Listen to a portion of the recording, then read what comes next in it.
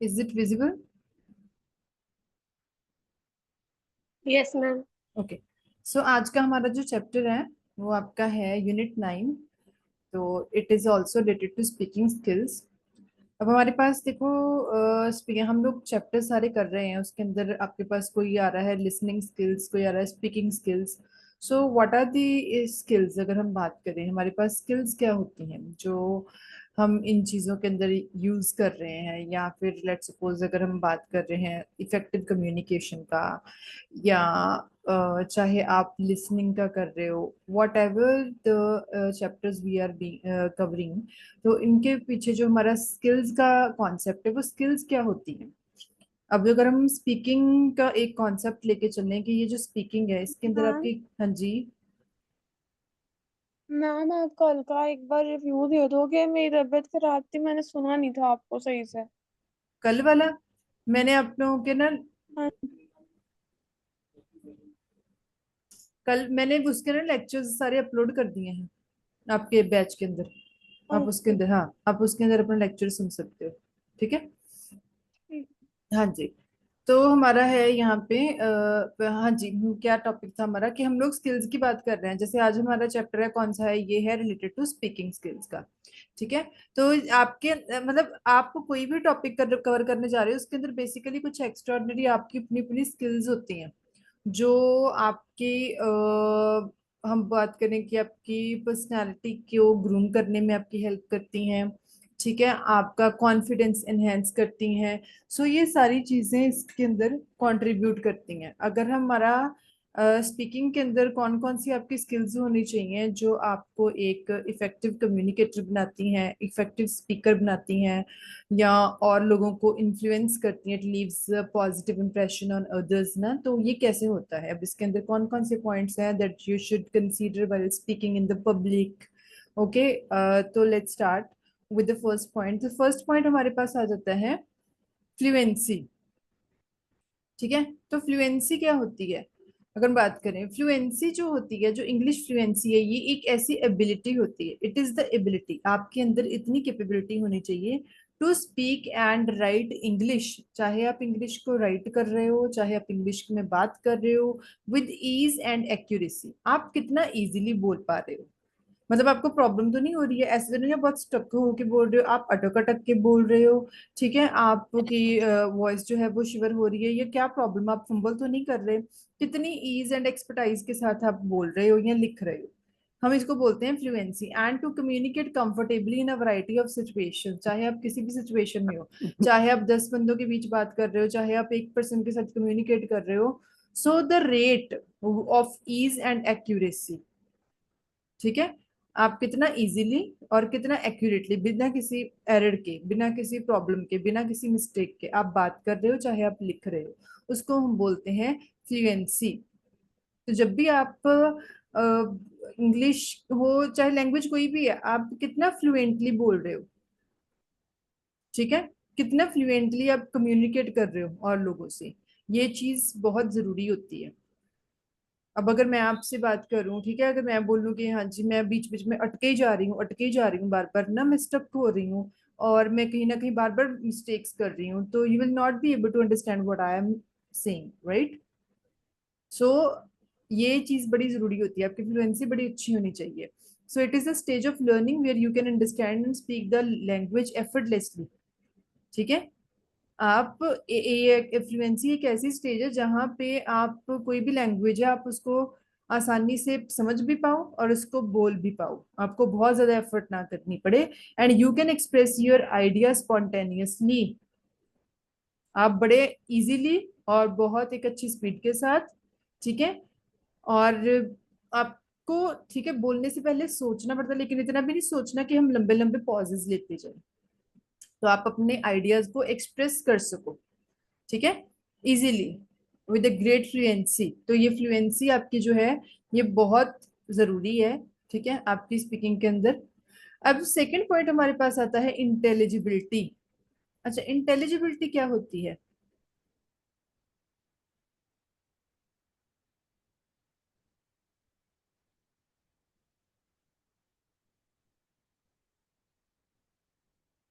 देखो, ये कैसा होता है कि अगर हम बात करें इंटेलिजिबिलिटी को आप नंबर ऑफ वेज में डिफाइन कर सकते हो। ठीक है। लेट सपोज मैंने आपको कोई टॉपिक दे दिया, या लेट सपोज आप इंटरव्यू में जा रहे हो, उन्होंने आपसे कोई क्वेश्चन पुट किया। ठीक है, अब आपको उस क्वेश्चन के बारे में इतनी ज्यादा नॉलेज नहीं है। ठीक है, इतनी आपको लगता है कि मुझे इस चीज के बारे में, मैं इस फील्ड से नहीं हूँ। कई बार होता है हमारे पास ऐसे ऐसी सिचुएशंस भी आती हैं, तो उस टाइम पे आपका लेवल ऑफ अंडरस्टैंडिंग कितना है, आपने कितनी स्मार्टली उस सिचुएशन को हैंडल किया, कितनी इंटेलिजेंसी के साथ आपने उस सिचुएशन को हैंडल किया, और उस टाइम पे आपने कितने अच्छे तरीके से आंसर किया। So according to the demand of the circumstances और द सिचुएशन और द एनवायरनमेंट, ठीक है, तो आप उस टाइम पे कितने अच्छे तरीके से उस चीज को आप हैंडल कर सके, वो एक तरह की आपकी स्पीच की इंटेलिजिबिलिटी आ जाती है। अब अगर हम यहाँ पे बात करें, देखो हमारे पास एक बहुत सिंपल डेफिनेशन है। Speech intelligibility is a measure of how well a speaker is understood by a listener in a given environment. ठीक है, ये भी एक बड़ी जरूरी, ये भी एक स्किल होती है।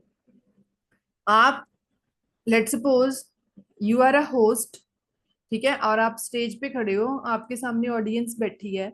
अब आप उनको कोई अपना मैसेज ट्रांसफर करना चाहते हो, तो आपने कितने स्मार्टली वो मैसेज ट्रांसफर किया, क्या उन लोगों को समझ में आया आपका कॉन्सेप्ट, क्या आप बोलना क्या चाह रहे थे। कई बार होता है ना कि हमें समझ में नहीं, अब लेट सपोज अगर मैं आपको कोई टॉपिक पढ़ाऊं और आपको वो समझ में ही ना आए, तो आप लोग फ्रस्ट्रेट हो जाओगे, आप लोगों को लगेगा कि यार अनक्लियर सा है, कुछ समझ में नहीं आ रहा, बोल क्या रहे हैं पता ही नहीं चल रहा, आधी अधूरी इंफॉर्मेशन है, या तरीका सही नहीं है। ठीक है, हमें लैक ऑफ अंडरस्टैंडिंग हो रही है, तो वहां पे इंसान जो है वो थोड़ा फ्रस्ट्रेट हो जाता है। सो ये how well a speaker is understood by a listener in a given environment, ये आपकी एक तरह की स्पीच की इंटेलिजिबिलिटी होती है। It can also refers to the extent to which the words used by speaker are successfully decoded. Yes, हमें देखो एनवायरनमेंट और type of the audience and what is the demand of the circumstance, हर एक चीज को consider करके ना हमें वैसे ही तरीके से बढ़ाना पड़ता है, या हमें वैसे ही तरीके से स्पीकिंग करनी चाहिए। लेट सपोज अगर मैं बोलूं कि मेरे पास सारे कैंडिडेट्स ऐसे हैं जो बहुत जो फॉरेनर्स हैं, तो मैं अगर उनके साथ हिंदी में बात करूंगी, या मैं उनके साथ बहुत स्टक होकर बात करूंगी, they will not be able to get my point ना। तो अगर मैं बात करूं कि मेरे सामने हिंदी के स्टूडेंट्स बैठे हैं, मैं उनके साथ इंग्लिश में बात कर रही हूँ, या फिर मैं उनके साथ अब हिंदी के भी बड़े तरीके, अगर मैं आप लोगों के साथ प्योर संस्कृति के में बात करनी शुरू कर दूं, तो you will not gate my point. तो वहां पे क्या होता है, कम्युनिकेशन सही नहीं हो पाता। इंटेलिजिबिलिटी में का मतलब क्या है कि अपने मैसेज को मैं इतने अच्छे तरीके से ट्रांसफर करूं ताकि आप लोगों को वो चीज समझ में भी आए, और दूसरी बात हमारे वर्ड्स भी कितने अच्छे, जो वर्ड्स मैंने बोले उन वर्ड्स को मैंने कितने सक्सेसफुली आप लोगों तक डिलीवर किया, ये भी एक इंटेलिजिबिलिटी होती है।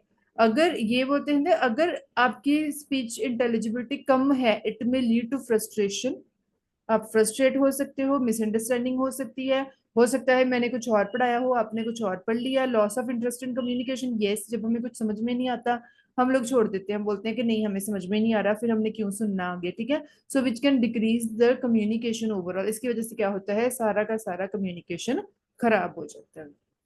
तो ये जो आपकी स्किल्स हैं, ये बड़ी जरूरी हैं आपकी फ्लुएंसी इंग्लिश की स्पीकिंग के अंदर। अच्छा, मैंने अब आपको लोगों को उस दिन फर्स्ट चैप्टर्स के अंदर मैंने दो कम्युनिकेशन टाइप्स ऑफ कम्युनिकेशन करवाए थे, verbal communication and non verbal communication, दोनों में क्या डिफरेंस है। वर्बल जिसमें स्पीकिंग वगैरह जैसे होती है, हम्म। नॉन वर्बल में नहीं होते। हाँ। उसमें एक्सप्रेशन यस। होते हैं, वर्बल बॉडी हाँ। जेस्चर्स होते हैं। यस, वर्बल कम्युनिकेशन होता है जहां पे हम बोल के बात कर रहे हैं, अब मैं बोल के आपसे बात कर रही हूँ, तो ये हमारा वर्बल कम्युनिकेशन है। नॉन वर्बल कम्युनिकेशन होता है जो कि गेस किया जाता है आप लोगों की बॉडी लैंग्वेज से। ठीक है, आप लोगों की बॉडी लैंग्वेज से, आपके फेस के एक्सप्रेशंस कैसे हैं, गेस्चर्स क्या हैं आपके, your way of speaking, your way of talking, और your way of walking, your way of smiling ना, and your way of sitting, आप हैंड शेक कैसे कर रहे हो, आप बैठे कैसे हो, your way of sitting. So ये सारी चीजें आपकी बॉडी लैंग्वेज जो है वो आपके बिना बोले आपके बारे में बहुत कुछ बोलती हैं। ये एक बहुत it leaves positive impression on others. आपका बॉडी लैंग्वेज जो होती है ना, आपका नॉन वर्बल कम्युनिकेशन होता है, वो दूसरों को आपके बारे में बहुत कुछ बताता है। हमारे पास भी स्टूडेंट्स आते हैं। अब ठीक है, हम लोग जनरली हम लोग दुनिया में बहुत सारे लोगों से मिलते हैं, तो कई बार हम बोलते हैं कि नहीं, वो वाला पर्सन ऐसा है, वो बड़ा शाय सा है, वो इतना बोलता नहीं। कई बार हम कहते हैं कि नहीं, वो पर्सन के अंदर कॉन्फिडेंस बता है। कॉन्फिडेंस कहाँ से पता चलता है? आपकी बॉडी लैंग्वेज से पता चल जाता है। आप नर्वस हो तो भी पता चल जाता है। आप कंफ्यूज्ड हो तो भी आपके एक्सप्रेशन से पता चल जाता है। ठीक है। तो ये सारी चीजें क्या होती है, जो non spoken words, so it is the transfer information from one person to another without the use of words और स्पोकन लैंग्वेज। ये वो कम्युनिकेशन है, ये वो इंफॉर्मेशन है जो दूसरे तक पहुंच जाती है हमारे बिना बोले। So it can occur in a variety of ways including through facial expressions, gestures, body postures और पोजीशन। ठीक है। सो ये हमारा होता है नॉन वर्बल कम्युनिकेशन, बिना बोले। ठीक है। अच्छा, नॉन वर्बल कम्युनिकेशन के हमारे पास कौन कौन से टाइप्स आ सकते हैं? ये आपके टाइप्स हैं, कई बार आपसे आ सकता है 10 मार्क्स का question. How many types of non verbal communication are there? आपके म्यूट करो अपने आप को। एक फेशियल एक्सप्रेशंस आ जाते हैं आपके। आप फेस के एक्सप्रेशंस क्या हैं? आपके फेस का एक्सप्रेशन ना बहुत कुछ, it tells a lot about your personality. आपको कोई चीज समझ में आ गई है कि नहीं है? आप इरिटेट तो नहीं हो गए हो? आप फ्रस्ट्रेट तो नहीं रहते? आप पॉजिटिव हो? एक ना, एक बड़ा एक जनरली ये आपकी पढ़ाई से हटके जनरली मैं बोलूंगी, जब भी आप चाहे, इधर यू आर वर्किंग और नॉन वर्किंग, कोई प्रॉब्लम नहीं है, लेकिन जब भी आप कोई काम कर रहे हो, जब भी आप किसी के साथ कम्युनिकेट कर रहे हो, तो एक लिटिल बिट स्माइल जरूर फेस पे रखा करो। जो एक लिटिल बिट स्माइल होती है ना, वो आपकी पर्सनैलिटी को बहुत इफेक्ट करती है। एक पॉजिटिव इंप्रेशन होता है ये little bit smile. Smiling face का मतलब ये नहीं कि बहुत आपने हंसते रहना है, बहुत जोर जोर से लाफ करना है, एक लिटिल सी स्माइल।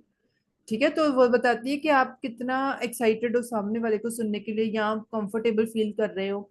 अगर आप आपके फेस के एक्सप्रेशन सही नहीं है ना, तो उसमें से हमें पता चलता है कि बच्चा बोर हो रहा है, या वो इंटरेस्टेड है अभी पढ़ने में कि नहीं पढ़ने में, या फिर कोई सामने वाला आपकी बात सुनने में इंटरेस्टेड है भी या नहीं। तो आपके फेशियल एक्सप्रेशंस बहुत कुछ बताते हैं आपके बारे में। आपके गेस्चर्स क्या होते हैं? गेस्चर्स वैसे तो जनरली हम लोग ये भी बोल देते हैं, अगर लेट सपोज मैं आप लोगों के लिए कोई एक अच्छा मैसेज ड्रॉप करूं, या फिर आप लोगों को मैंने कुछ डिलीवर किया, whatever I am giving to you, आप लोगों में से किसी ने जैसे आप लोग थैंक्स करते हो, तो वो भी एक गुड गेस्चर होता है, एक तरह का सिम्टम, एक तरह का साइन। तो ये gestures, it always tells a lot about a persons personality. हम लोग बोलते हैं ना, कुछ कैंडिडेट्स होते हैं हमारे पास आते हैं ना, जनरली ये नॉर्मल है, ये आपकी नॉर्मल लाइफ की बातें हैं वैसे तो ये, लेकिन ये बहुत बड़ा इम्पैक्ट छोड़ती हैं, बहुत बड़ा इम्पैक्ट होता है इनके आपकी पर्सनैलिटी के ऊपर। हमने कुछ लोग लाइफ में ऐसे देखे हैं जो हमें डेली मिलते हैं और डेली हमें ग्रीट करते ही करते हैं, हमें बड़ा अच्छा लगता है, तो ये उनका एक बड़ा अच्छा गेस्चर होता है। हम बोलते हैं ना, कई लोग होते हैं कभी बुला लिया कभी ना बुला लिया, तो ये भी एक बड़ा वो होता है। कई लोग होते हैं आपको कभी भी ग्रीट नहीं करते, तो ये भी एक बड़ा अलग गेस्चर होता है। तो ये सारी चीजें हम इनके अंदर, ये आपकी अगर हम बात करें ना पर्सनैलिटी डेवलपमेंट की, अगर आप क्लासेस ज्वाइन करो तो वहां पे भी आपको सिखाई जाएगी। तो ये सारी चीजें आपकी पर्सनैलिटी के अंदर होनी जरूरी है, अगर आप लाइफ में एक अच्छा, एक नोबल पर्सन बनना चाहते हो। ये सारा कुछ आपके बारे में बहुत कुछ बताते हैं। अच्छा, थर्ड आ जाता है पैरालिंग्विस्टिक्स, लाइक लाउडनेस और टोन ऑफ वॉइस। यस, ये बड़ी जरूरी है। हम लोग, चाहे आप वर्किंग हो, चाहे आप नहीं हो, चाहे आप पर्सनल लाइफ की बात कर लो, चाहे आप प्रोफेशनल लाइफ की बात कर लो, फ्रेंड सर्कल की बात कर लो। ठीक है। कई लोगों का होता है ना वे ऑफ टॉकिंग, कईयों को बोलते हैं कि शी इज वेरी पोलाइट, हम बोलते हैं वो बंदा बड़ा पोलाइट है, बड़ी पोलाइटनेस से बात करता है, तो हमें उनके साथ बात करने में बड़ा अच्छा लगता है ना। होता है कई बार ऐसा, हम लोग जब छोटे होते थे ना, कई बार हमारे टीचर्स की टोन कईयों की ऐसी होती थी, चाहे वो अच्छे हो, उनकी ना टोन ऐसी होती थी, लगता था कि हर टाइम ना वो गुस्से में ही रहते हैं, तो हम ना उनसे बात करने से भी डरते थे। तो ये डिपेंड करता है, कई लोग होते हैं बहुत लाउडली बोलते हैं। हमने घरों में भी देखा है, कई के पेरेंट्स होते हैं, कहीं के या कईयों के बच्चे ऐसे होते हैं ना, वो बड़ा लाउडली बोलते हैं जहां पे जरूरत भी नहीं है। अननेसेसरली लाउड होना, आपकी टोन कैसी है बात करने की? हम बोलते हैं कि भाई ठीक है कि आप नॉर्मली बात कर सकते हो, तो ये ना कम्युनिकेशन होता है आपका। और इन आप हम बोलते हैं ना हमारी कई बार फैमिलीज में या आपके वर्क प्लेस पे कई बार ऐसा होता है कि हाँ जी कई लोगों की लाइफ में बड़े कॉन्फ्लिक्ट्स होते हैं, लड़ाइयाँ झगड़े होते हैं। तो ये डिपेंड करता है आप लोगों के अपने बिहेवियर के ऊपर भी, सबके लिए, नॉट अ सिंगल पर्सन, सबके लिए। कई बार होता है किसी बात का आंसर एक नॉर्मल वे में हम कर सकते थे, लेकिन कई बार हम लोग बहुत लाउडली और बड़े रूडली आंसर करते हैं, तो वो दूसरे को अच्छा नहीं लगता। तो यहाँ से भी हमारे अंदर कॉन्फ्लिक्ट्स हो जाते हैं हमारे बिटवीन ना। तो ये चीजें आपके अंदर होनी जरूरी है। सही हूँ। बॉडी लैंग्वेज जैसे हमने बात करी ली, आप कैसे बैठते हो, कैसे उठते हो, ठीक है। हमने जनरली मैंने क्लास में भी देखा है, मैं कई बारी हमारे ऑफलाइन कैंडिडेट्स कई बारी आते होते, कई ये एक नॉर्मल है ना कई लोगों का। मेरे क्लास में कई बारी ऑफलाइन कैंडिडेट्स आते होते थे वो क्लास अटेंड करने के लिए। कई लोग लोअर एंड टी शर्ट में ही आ जाते हैं, कई लोग नाइट सूट में ही आ जाते हैं।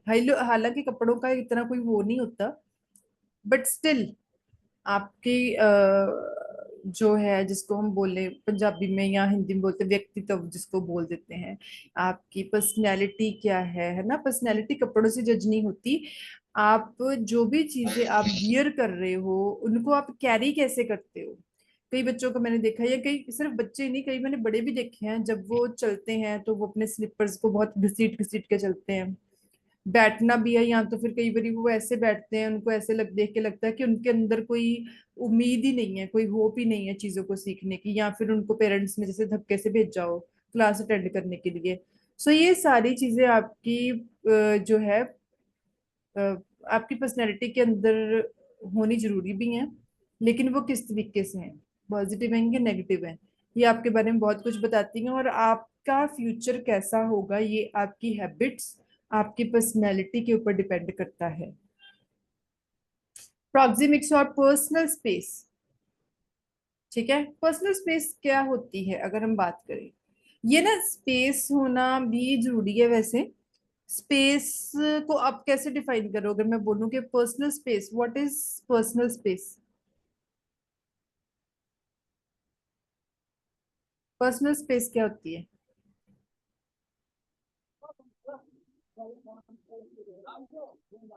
हम्म, किसी को नहीं पता। जिनको अकेले मतलब बैठना, सबके हम्म साथ बैठना ज्यादा नहीं अच्छा लगता। और हम्म हम्म। हाँ हम बोल सकते हैं, ऐसे होता है। क्लास हम्म वगैरह पढ़ना भी, जैसे जिन्हें अपने आप को अकेले पढ़ना अच्छा लगता हो। हम्म। लेट सपोज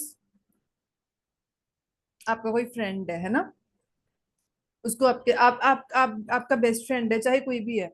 अब वो ऑल द टाइम ही आपके साथ रहे, ऑल द टाइम ना, आप कॉलेज में गए, स्कूल में गए, कहीं पे भी, तो वो आपको एक मिनट के भी लिए खाली छोड़ ही नहीं रहा।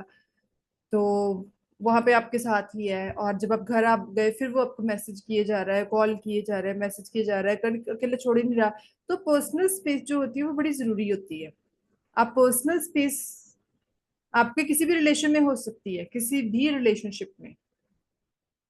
अगर मैं बोलूं स्टूडेंट्स हैं, अगर मैं स्टूडेंट्स के ऊपर ऑल द टाइम, मैं अपने स्टूडेंट्स को ऑल द टाइम टेस्ट करूँ ना, मैं जितना टाइम आप क्लास में बैठे हो मैं उतना टाइम आपको जज किए जाऊं, तो आप लोग इरिटेट हो जाओगे।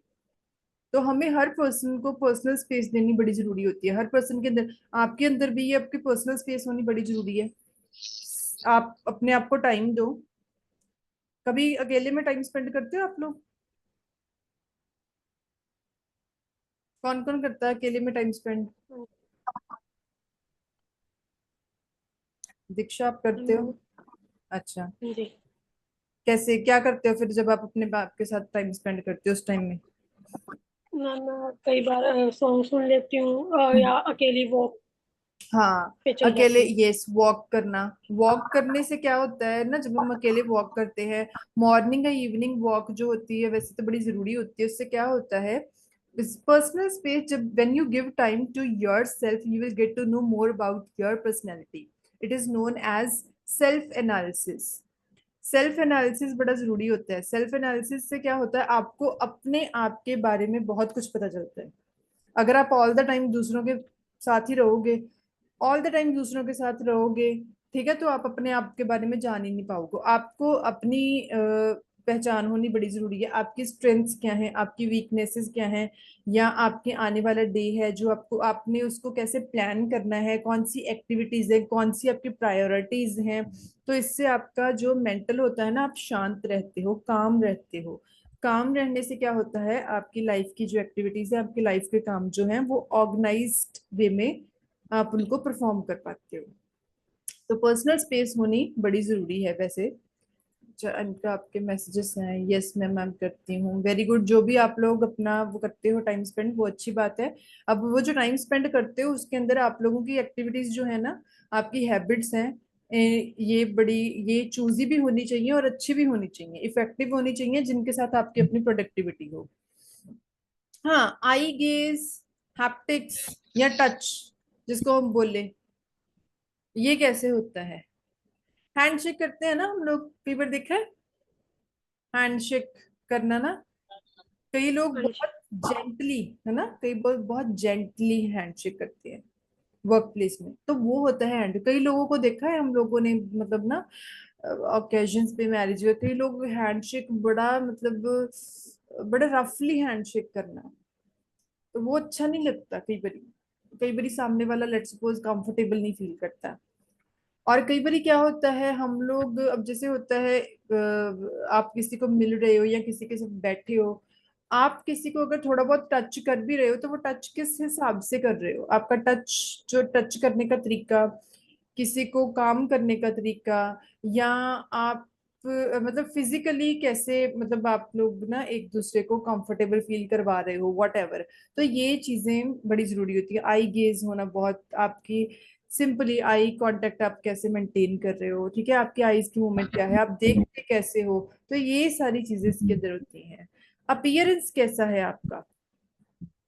वैसे तो जो जनरली ना, अगर हम किसी से पूछे कि आपकी पर्सनैलिटी कैसी है ना, उस बंदे की पर्सनैलिटी कैसी है, लोग जो होते हैं ना, किसी की पर्सनैलिटी को सिर्फ उनके कपड़ों से जज करते हैं, उनकी पर्सनैलिटी बड़ी अच्छी है, वो ब्रांडेड कपड़े पहनते हैं, वो ब्रांडेड अटायर्स होते हैं उनके, ब्रांडेड उनका फुटवियर्स होते हैं, तो सिर्फ अपीयरेंस वो आ जाता है। अपीयरेंस ठीक है, फर्स्ट लुक में हर इंसान आपका लुक ही देखता है, बट पर्सनैलिटी जो होती है ना, वो आपकी ओवरऑल, जो हम इसके अंदर ये चीजें काउंट कर रहे हैं ना, ये आपकी पर्सनैलिटी होती है। आप कैसे सोचते हो, आप दूसरों के बारे में कैसे सोचते हो, आप कितने पोलाइट हो, आप कितने काइंड हार्टेड हो, आपकी थॉट्स कैसी हैं, आप पॉजिटिव सोचते हो, या फिर आप लड़ाई झगड़े के बारे में सोचते रहते हो, या फिर आप कॉन्फ्लिक्ट्स के बारे में सोचते रहते हो, या फिर आप कॉन्स्पिरेसीज के अंदर इन्वॉल्व रहते हो। तो ये सारी चीजें आपकी पर्सनैलिटी को अफेक्ट करती हैं, ये बताती हैं आप कैसे इंसान हो। अपीयरेंस तो नॉर्मली है कि आपका लुक कैसा है, ये आपको सही होना जरूरी है। ये हम लोग जब स्कूल में होते थे, हमारे टीचर्स हमको जब छोटे छोटे होते थे, तब हमारे टीचर्स भी हमको बताते होते थे। ये अगर मैं बोलूं कि आपकी पर्सनैलिटी का ब्रांडेड चीजों के साथ कोई लेना देना नहीं होता।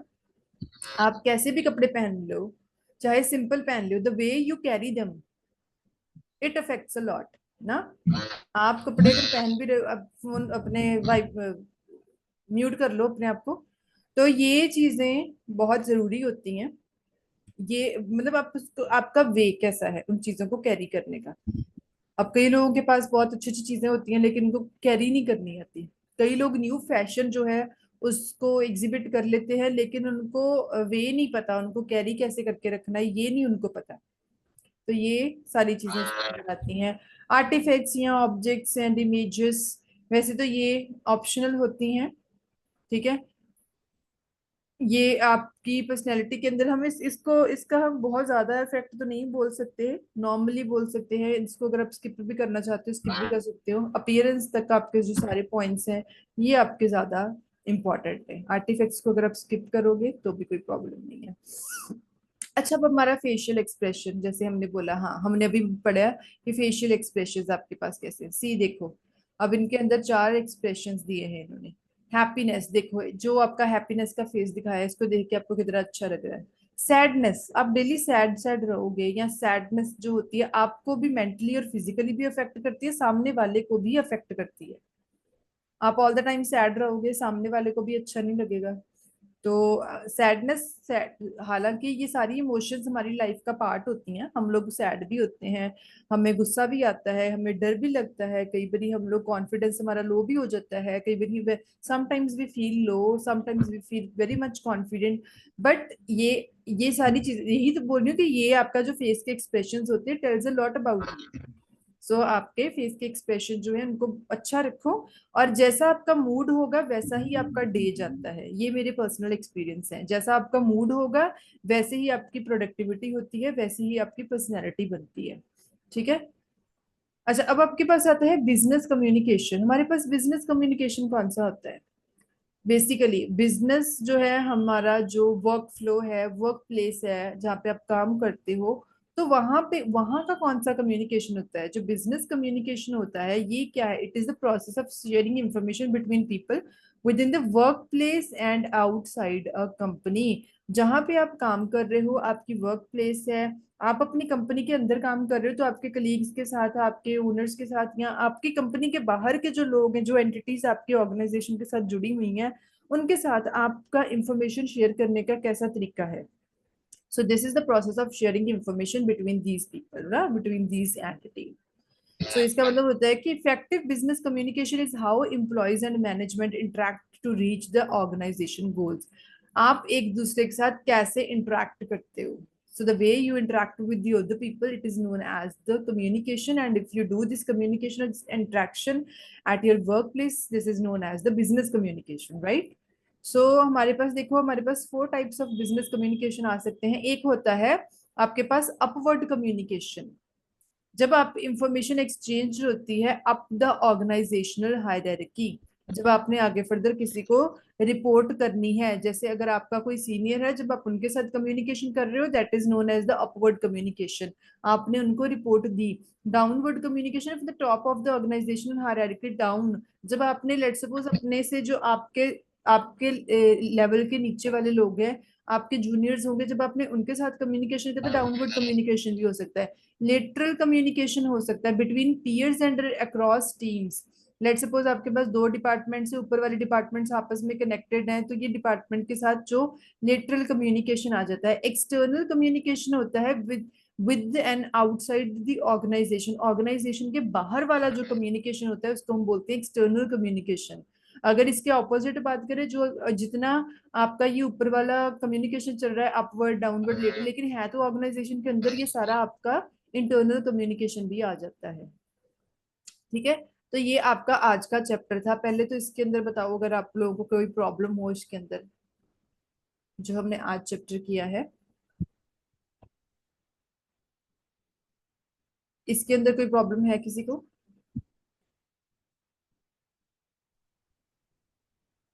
हेलो। मैम। हाँ जी। मैम एक बार इंटेलिजिबिलिटी फिर से समझा दो। इंटेलिजिबिलिटी, okay.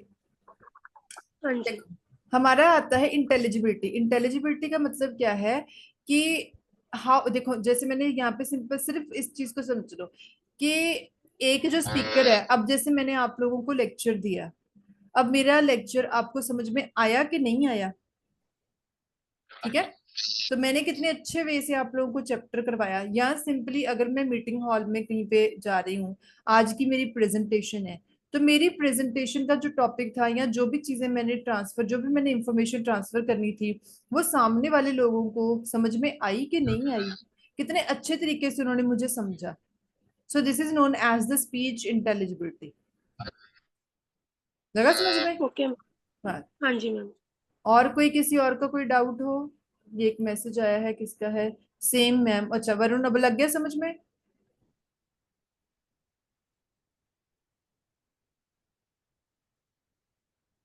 Okay. So this was your today's chapter. अब नेक्स्ट चैप्टर मैं इसके बाद मैं लिंक दोबारा शेयर कर रही हूँ, नेक्स्ट चैप्टर कर ले। थक तो नहीं गए? ओवर तो नहीं हुआ? नहीं मैम। फिर हम, हाँ जी विनोद, चलो मैं लिंक दोबारा शेयर कर रही हूँ। ठीक है, ये मीटिंग का टाइम अब होने वाला है 5 मिनट्स के अंदर। दोबारा ज्वाइन करो सारे जन।